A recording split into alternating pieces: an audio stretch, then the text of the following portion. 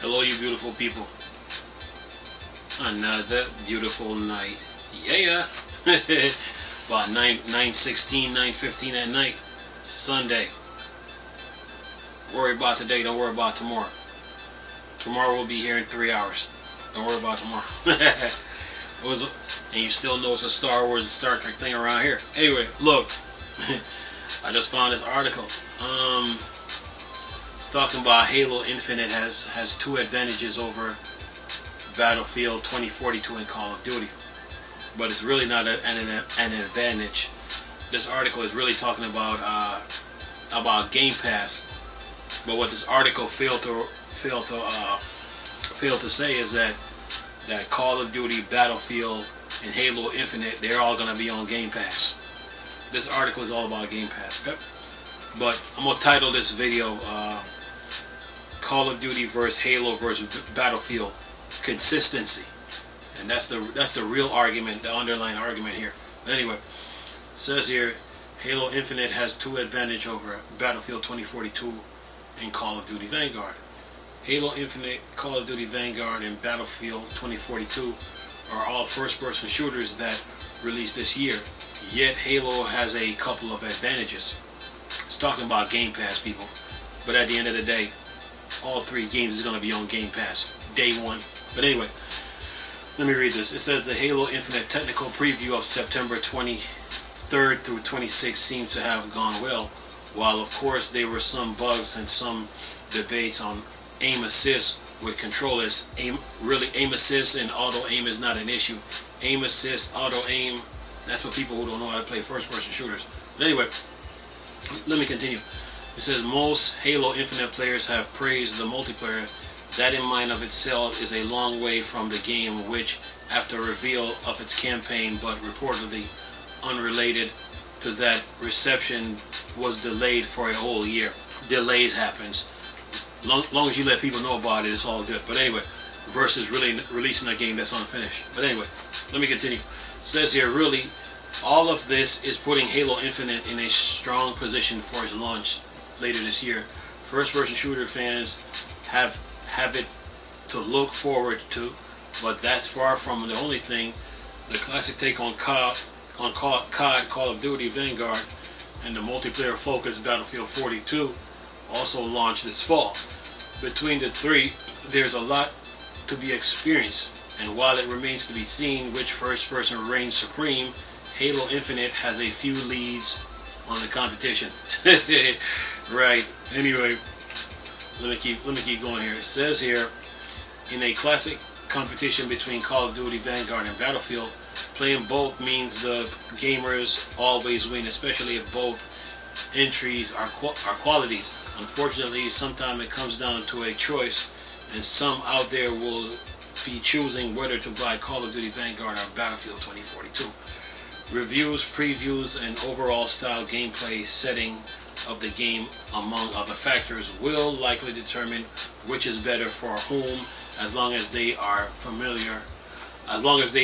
of similar quality. Sorry about that. I was flowing so fast. Anyway, factoring Halo Infinite in, however, isn't really factoring Halo in. Thanks to Game Pass, which only grows more and more popular, players will be able to download and play Halo Infinite on day one. Only for the cost of the subscription many gamers may already have. Game Pass is a case in and of itself, unrelated to Call of Duty and Battlefield, and that gives Halo a one-up on them.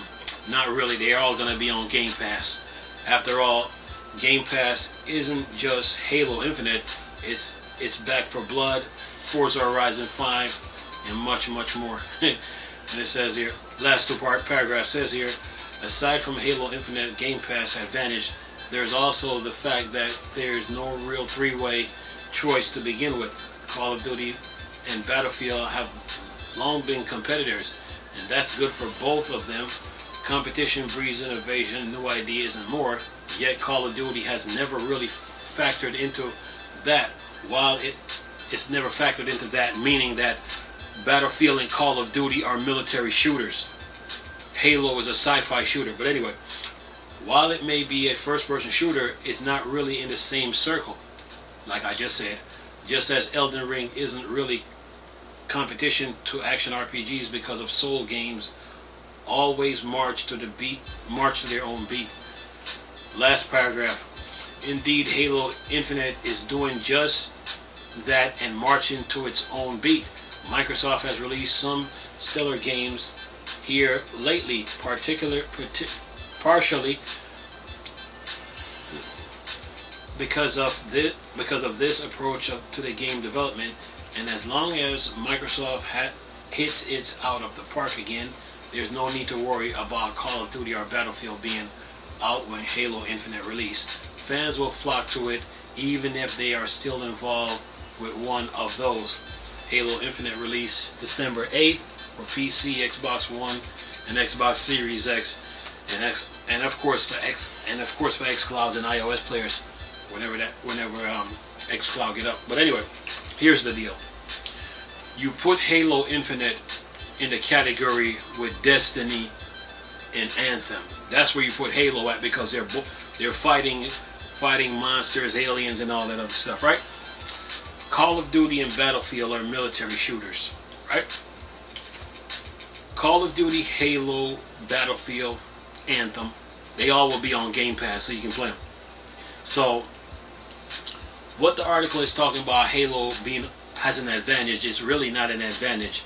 All three games are going to be on Game Pass. All three games, Halo, Call of Duty, and Battlefield, comes down to consistency, meaning that each game got their own fan base that love those games, and you got to be consistent with those games. So take Call of Duty versus Battlefield. Okay, EA decided to create the loot box situation and got themselves in a whole bunch of hot water. Then they were taking on the government about loot boxes. Then they went to Europe and challenged the European government about loot boxes. So what that did was pull them away from game development. So while EA is doing that, Activision is like, okay, well since I don't have any competitors, we're going to continue making Call of Duty. And Activision did the right thing because they got a fan base on Call of Duty. So Activision made Modern Warfare, then Activision dropped Warzone, dropped Black Ops Cold War, and now they're dropping Vanguard. So Activision is up 4 games, and with all those games, Vanguard comes out this holiday season, and Black Ops Cold War, Warzone, and Modern Warfare is already out, and all 3 games get a lot of updates. So while EA is in court trying to take on the European Union, Activision was making Call of Duties and updating them. So when EA got out of the court situation with the loot box with Europe, they decide to sacrifice Anthem because they want to make up for lost time. But we all know that in real life, you can't make up for lost time. So Activision is up 4 games to 1, right? They got 4 Call of Duties out. EA got Battlefield 2042. So EA now is trying to make up grounds with this Battlefield. So now the question becomes, now okay, EA, what are you bringing to the table that Modern Warfare, Black Ops Cold War, Warzone didn't bring to the table? So I think George W. Bush said one time, said about Al Gore on the news, he is not consistent. So it's all about consistency, you know what I'm saying? Because remember, Activision and EA was going toe to toe. When EA decided to go with the loot box, it took them off course. So now they're trying to make up for lost time. So anyway, now you know what's going on with Anthem. But anyway, EA right now is trying to make up some grounds with this Battlefield. But Activision been consistent. Halo, on the other hand, Halo been consistent. Bungie, and then 343. Even when they came out with the Master Chief Collection in Halo 5, 343 has been consistent, updating all the Halos, making sure they get updates and keep the fans in the loop, so the base was being fed. So when it comes down to Halo, Call of Duty, and Battlefield, it's all about consistency. You know what I'm saying? So each game got their own fan base. Each game got their own fan base. Each game is gonna be on Game Pass on day one. No ifs, ands, or buts about it. So it all comes down to consistency with these 3 games. So when Activision was making all those Call of Duties, EA Sports was in court. So how are you gonna be in court and then you got video games to work on at the same time? It doesn't work. So you got to give up one of them. So EA learned their lesson. So when they came out of court, they was going to sacrifice Anthem, and they said they was going to focus on Mass Effect, Dragon Age, and all those other games that they have under their umbrella. So that's what they wanted. That's what they wanted to do. But then the Anthem fans ain't having it, because Anthem got a following too. So now EA got to really make sure that Anthem get updates. And when EA decided to make Battlefield 2042, the question is now, okay, what are you coming to the table with? Because Activision is up 4 games to 1, and now they're sitting in the military seat. Like, what? We run this. Come get some. So EA with Battlefield right now is trying to make up grounds for all the times they missed when they didn't go toe to toe with Call of Duty. And like I said, Halo on the other hand, 343 been consistent. So they got Halo Infinite that's coming out, but the Master Chief Collection is still gonna get updates. It's only gonna be an increment, in small, like little increments here and there. So when it comes down to Halo Infinite, Call of Duty, and Battlefield, it's all about consistency. Each game got their own fan base, so you got to keep those hungry fan base fed. So that's what it comes down to. This article tried to make it look like Halo had an advantage, but all 3 games are going to be on Game Pass on day 1. So it's all about consistency right now, And my advice to anybody is make sure you got the hard drive space for all 3 games.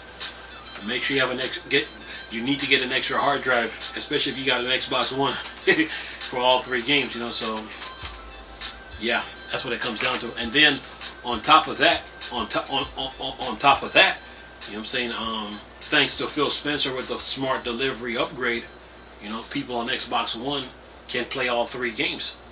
When it comes out in the next couple of months in this holiday season. So yeah, when it comes to Halo, Call of Duty, and Battlefield, it comes down to consistency. That's the name of the game. Now Halo is a sci-fi shooter, so it really needs to be in the category of where Anthem and Destiny is. Now if this article was about Halo versus Anthem versus Destiny, then you might have an argument. But other than that, and even that, Halo, Destiny, and Anthem, each game got their own fan base. You know what I'm saying? Each game got their own fan base, and you got to keep those bases fed with updates and news and everything. So yeah. So when it comes down to Halo versus Call of Duty and Battlefield, it's consistency. And then Battlefield used to go toe to toe with Call of Duty, meaning EA versus Activision. They used to go toe to toe. Well, EA took a detour and went with the loot box and opened a can of worms. But anyway, other than that, man, all 3 games are going to be on Game Pass on day 1. This editor, I don't know what he was trying to do. I don't know what kind of argument he was trying to make. All 3 games will be on Game Pass on day 1, along with the Destiny. I think it's the Lich Queen expansion, along with Anthem. So all those games are going to be on Game Pass. And if you got Xbox Live Gold, then you're good. So yeah. So other than that, man, it's all, when it comes to these shooters now, and they got a huge fan base. It's all about being consistent and keeping your fan base fed. And you don't want to fall asleep behind the wheel when it comes to these games. I mean, look at Brothers in Arms. There's a new Brothers in Arms that's coming out, but Brothers in Arms never went toe to toe with Activision. with Call of Duty. So this Brothers in Arms that's coming out, is it going to be better than Call of Duty World War II? Because you got Vanguard, that's a World War II shooter that's coming. So, you know, the Gearbox got their work cut out for them, you know, with Brothers in Arms, you know, because they never went toe to toe with Activision, you know, as far as like military shooters is concerned. They should have. It should be Brothers in Arms versus Battlefield versus Call of Duty, you know. This article would have made sense if it was that way, you know. Then you got an argument, because it still would come down to consistency when it's all said and done. Consistency meaning that you're updating when the game comes out. You're on it. You're updating the games. You're keeping your bases fed so you don't lose anybody. You know?